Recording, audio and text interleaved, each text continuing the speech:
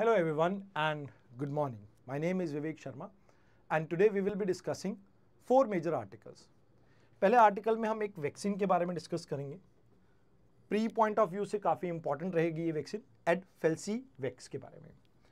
Then second article INS संध्या के बारे में हम बात करेंगे. ये भी again prelims point of view से इंपॉर्टेंट है टॉपिक, मेंस में बहुत ज़्यादा रिलेवेंस इसका नहीं है. देन इंटरनेशनल रिलेशन में हम जिनोसाइड कन्वेंशन को डिटेल में डिस्कस करेंगे एंड वेस्ट एशिया में इंडिया के कंसर्न्स को भी थोड़ा हम ठीक से समझेंगे. देन प्लेसेस इन न्यूज़ में इजराइल की बात रहेगी. तो आइए शुरुआत करते हैं. एक नई मलेरिया की वैक्सीन हमने डेवलप की है. अब जैसे अगर हम मलेरिया की बात करें तो मलेरिया आपका प्लाज्मोडियम पैरासाइट के कारण कॉज होता है, जिसमें P falciparum, P vivax and P malariae ovale and knowlesi, ये आपके 5 वेरिएंट्स है जिसके कारण ये बीमारी होती है. अब इसमें फेल्सीपेरम सबसे खतरनाक है. सेकंड मोस्ट कॉमन जो आपका आता है विविएक्स आता है. अभी जो मेडिसिन डेवलप की गई है वो इसके अगेंस्ट बिल्ड की गई है एंड इस पैरासाइट को कैरी करता है आपकी फीमेल एक मॉस्किटो जिसका नाम है एनोफिलीज. अब वैसे तो ये बीमारी ज़्यादा डेंजरस नहीं है, बट अगर फेल्सीपेरम है तो उस केस में ये डेथ कॉज कर सकती है. एंड अभी फिलहाल इंडिया के अंदर मलेरिया के केसेस और डेथ में 80% का डिडक्शन हमें देखने को मिला है. एंड हम ये चाहते हैं कि हम बाय 2030 इसको पूरी तरह से एलिमिनेट कर सकें. इंडिया में जो वेक्टर बॉर्न डिजीज़ है उसमें टॉप 3 के अंदर ये आपकी आ जाती है. अब इस वैक्सीन को यूज़ करने के लिए, बनाने के लिए हमने एक टेक्नोलॉजी इस्तेमाल की है जिसका नाम है रिकम्बेंट डीएनए टेक्नोलॉजी. अब इसमें क्या होता है कि जैसे मान लीजिए एक आपका वेक्टर है. वेक्टर वो होता है जैसे इसमें बैक्टीरिया, वायरस कुछ भी आप ले सकते हैं जिसका ह्यूमन बॉडी के ऊपर कोई नेगेटिव असर नहीं है. आप एक डिज़ायर जीन्स को ऐड करना चाहते हैं इसमें, तो एक प्रॉपर सेक्शन को कट करके, मान लीजिए ये जीन्स एक्स है, तो इस एक्स जीन्स को यहाँ पर इंसर्ट किया जाएगा एंड आफ्टर दैट इसको लैब के अंदर मल्टीप्लाई किया जाएगा.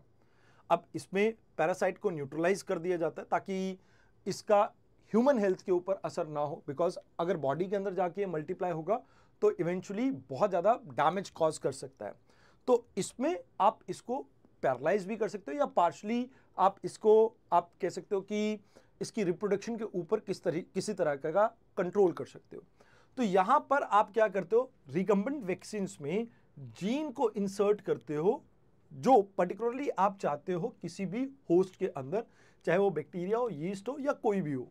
तो इसे वंस आप लैब के अंदर हार्वेस्ट कर लेते हो तो आप इसको किसी भी पर्सन के अंदर इंजेक्ट कर सकते हो.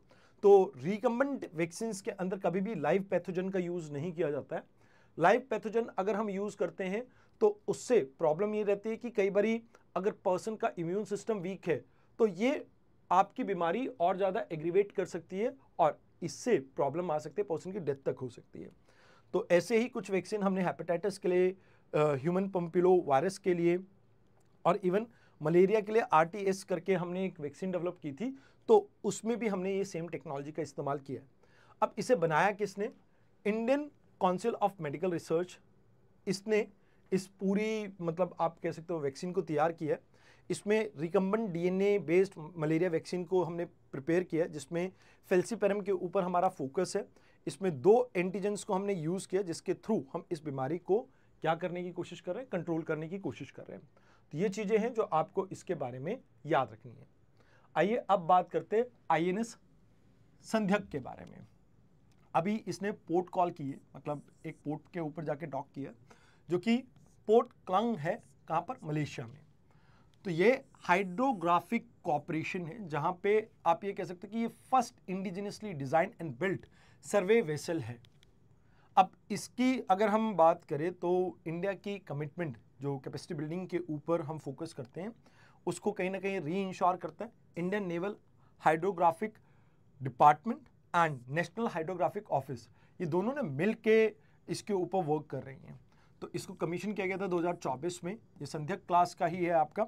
इसमें हेलीकॉप्टर भी आपका रहता है, हेलीकॉप्टर का डेक रहता है इसमें. ऑन बोर्ड हॉस्पिटल फैसिलिटी भी इसमें रहती है एंड इसमें अंडर वाटर व्हीकल्स भी होते हैं, रिमोटली ऑपरेटेड व्हीकल्स भी रहते हैं, ताकि नीचे के जो पूरा आपका एरिया है उसका सर्वे यहाँ पर कंडक्ट किया जा सके. इसको बिल्ड किया गार्डन रिसर्च शिपयार्ड ने, जो कि कोलकाता बेस्ड आपकी PSU है।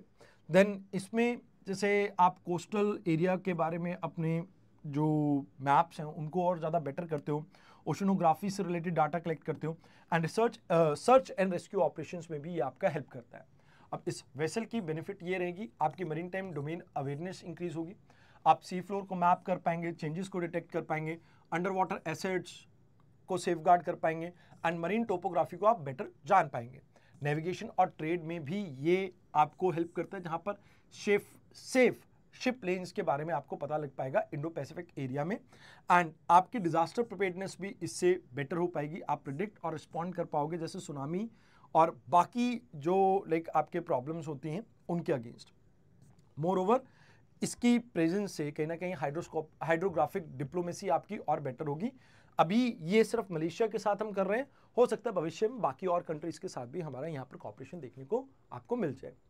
अब बात करते हैं जीनोसाइड के बारे में। जीनोसाइड होती क्या है? जीनोसाइड एक डेलिब्रेटेड और सिस्टमैटिक डिस्ट्रक्शन है एक पर्टिकुलर एथनिक, रेशियल, रिलीजियस या नेशनल ग्रुप का। ये एक सीरियस क्राइम है अंडर इंटरनेशनल लॉ, एंड यहाँ पर इंटेंट होती है कि दूसरे ग्रुप को आप डिस्ट्रॉय कर दें। अब इसमें हम क्यों बात कर रहे हैं? क्योंकि गाजा कॉन्फ्लिक्ट में आपको एक मास कैजुअलिटी देखने को मिल रही है इजरायली एयर स्ट्राइक के कारण, एंड ये इंटरनेशनल ह्यूमैनिटेरियन लॉ को क्या कर रही है? वायलेट कर रही है, जिसे हम जीनोसाइड कन्वेंशन कहते हैं। तो अभी ICJ में इसके लिए गुहार लगाई गई है। अब इस कन्वेंशन की अगर बात की जाए तो यूनाइटेड नेशन ने इसे अडॉप्ट किया था 1948 में। इसे convention on prevention and punishment of crime of genocide के नाम से भी जाना जाता है। फोर्स में आया था 1951 में। ये फर्स्ट ह्यूमन राइट ट्रीटी है आपकी, एंड इसमें जीनोसाइड को प्रिवेंट करना एक स्टेट की रिस्पॉन्सिबिलिटी बताया गया। अब इसमें अलग अलग आर्टिकल्स हैं जो इससे डील करते हैं। जैसे आर्टिकल 3 है जीनोसाइड कॉन्स्पिरेसी क्या होती है जीनोसाइड से रिलेटेड, उससे डील करता है। डायरेक्ट और पब्लिक इंसिटमेंट के साथ ये डील करते हैं, मतलब क्या जीनोसाइड कॉज करते हैं उन फैक्टर से आर्टिकल 3 इसका डील करता है। एंड यहाँ पर ICJ की और ICC का रोल के बारे में बात की जाती है कि भाई आर्टिकल 6 में कि अगर इस तरह का कोई भी केस हो तो इस तरह के ट्रिब्यूनल यानी इंटरनेशनल कोर्ट ऑफ जस्टिस या इंटरनेशनल क्रिमिनल कोर्ट के अंदर वो आपका जाएगा। देन यहाँ पर जो मेंबर्स हैं, जैसे क्या जीनोसाइड होता है उसको यहाँ पर डिफाइन किया गया है कि भाई बच्चों को मारना या मेंबर्स को किसी पर्टिकुलर ग्रुप के मारना, उनको सीरियसली बॉडी या मेंटल हार्म करना या किसी भी तरह से उनको डिस्ट्रॉय करना, वो सब इसके अंदर आ जाता है। अब जीनोसाइड की अगर हम बात करें तो फर्स्ट टाइम ये आपकी जो टर्म है ये पॉलिश जूइस ने इसे कॉइन किया था 1944 में। रेफिल नाम था इनका। होलोकास्ट के बाद इन्होंने इसको इस टर्म को नाम दिया था, एंड यहाँ पर नाजी एट्रोसिटी के अगेंस्ट डायरेक्ट रिस्पांस में जीनोसाइड आपका कन्वेंशन आया था। तो इसमें कई सारे आपके इंटरनेशनल कोर्ट और ट्रिब्यूनल्स हैं, जैसे international criminal tribunal for former Yugoslavia, then international criminal tribunal for Rwanda and ICC। ये 3 मेजर इसमें आ जाते हैं। तो इंटेंट जीनोसाइड का क्या होता है? जहां पर आप स्पेसिफिक इंटेंट के साथ डिस्ट्रॉय कर रहे हो पार्टली या होली एक पर्टिकुलर ग्रुप को। तो इसमें कई सारे आपके केसेस आपको देखने को मिलते हैं, जैसे बॉस्निया का एक केस देखने को मिलता है, बॉस्निया वर्सेस साइबेरिया और मॉन्टीनीग्रो। यहाँ पर यह कहा गया था कि भाई स्टेट ने प्रिवेंट नहीं किया होलोकास्ट को, तो इस वजह से इनको यहाँ पर पेनल्टी पे करनी पड़ी थी।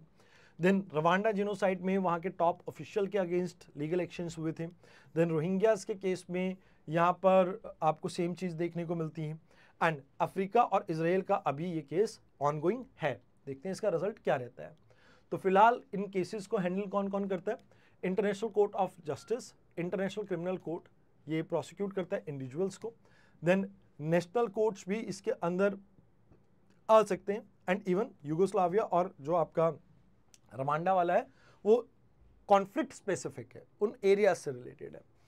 तो इसकी जो ICJ का डिसीजन होता है तो ये बाइंडिंग होता है बिटवीन ऑल द पार्टीज जो इसका मेंबर है, आर्टिकल 94 इसमें ये कहता है। तो ये चीज़ें आपको यहाँ पे याद रखनी है। आइए अब बात करते हैं इसराइल की लोकेशन की। तो अभी one of the deadliest day आपको देखने को मिला गाजा में, ऑलमोस्ट फिलिस्तीन वाले एरिया में ऑलमोस्ट 85 लोगों की डेथ हो गई। तो यहाँ पर इस लोकेशन की बात करें तो जो कैपिटल सिटी है वो जेरूशलम है आपकी इसराइल की, एंड ये बॉर्डर शेयर करता है आपका, ऊपर की तरफ लेबनान आ जाता है और सीरिया आ जाता है आपका। देन उसके बाद यहाँ पर इस साइड ये इजिप्ट आ जाता है आपका, एंड यहाँ पर आपका इस साइड जॉर्डन आ जाता है। ये जॉर्डन रिवर इसके बीच में, सी ऑफ गलीली भी आपका एक एरिया आ जाता है यहाँ पे। तो ये चीज़ें आपको यहाँ पर देखने को मिलती हैं। मतलब ये आपका डेड सी है, ये सी ऑफ गलीली है, ये जॉर्डन रिवर है, ये वेस्ट बैंक आपको देखने को मिलता है, ये गाजा स्ट्रिप है फलस्तीन, और ये गोलन हाइट है। तो ये कुछ एरियाज़ हैं जहाँ पर अभी भी कांस्टेंट आपकी प्रॉब्लम यहाँ पे चल रही है। जॉर्डन रिवर मैंने आपको बताया मेजर रिवर है जो यहाँ से फ्लो करती है। यहाँ पर एथनिक ग्रुप में ज़्यादातर जोइस है, अरब 20% के आसपास आपको देखने को मिलते हैं। इंपॉर्टेंट है ये यूरोप, एशिया और अफ्रीका के लिए, बिकॉज ये पूरा स्विस वाले एरिया को, लेवेंट वाले एरिया को पूरे को कंट्रोल कर सकता है। तो ऑयल रिच आपकी गल्फ स्टेट्स है उसके काफ़ी क्लोज प्रॉक्सिमिटी में। तो बाकी तो मैंने आपको बता दिया कि कौन कौन से मेजर कंटेस्टेड एरिया यहाँ पर आपको देखने को मिल जाते हैं। तो आज के डिस्कशन में इतना ही था। आई होप आपको डिस्कशन अच्छी लगी हो। कल एक नई डिस्कशन के साथ हम फिर से मिलेंगे। धन्यवाद।